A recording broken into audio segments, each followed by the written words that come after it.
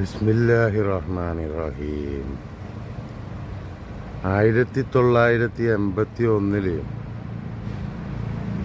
രണ്ടാം ലോക മഹായുദ്ധമെല്ലാം കഴിഞ്ഞിട്ട് കലുഷിതമായ സമയത്ത് ഞാൻ ജനിക്കുമ്പോൾ എനിക്ക് ശ്യാമിൽ ഒരു ഗുഹ കിട്ടിയിട്ടില്ല. അതുകൊണ്ട് അൽഹംദുലില്ലാ ഇങ്ങോട്ട് ഒരു ചെറിയൊരു ഗുഹ കിട്ടിയപ്പോൾ ഈ ഗുഹൻ്റെ ഉള്ളിലേക്ക് കൂടിയാണ് ഞാൻ പുറത്ത് വന്നത്. അന്ന് ഞാൻ മഹദി ആണെന്ന് അറിഞ്ഞിട്ടുണ്ടെങ്കിൽ ഞാൻ എന്തായാലും ഈടെ ഇറങ്ങൂലില്ല, അങ്ങനെ ലാൻഡ് ചെയ്യുമായിരുന്നു. ഇതൊന്നും അറിയാതെ ഈടെ വന്നിട്ടാണ് ലാൻഡ് ചെയ്ത് പോയത്.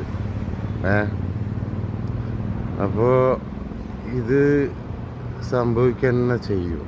മുത്തുനബി സല്ലല്ലാഹു അലൈഹി വസല്ലമയാണ് പ്രവചിച്ച കാര്യങ്ങളാണ്.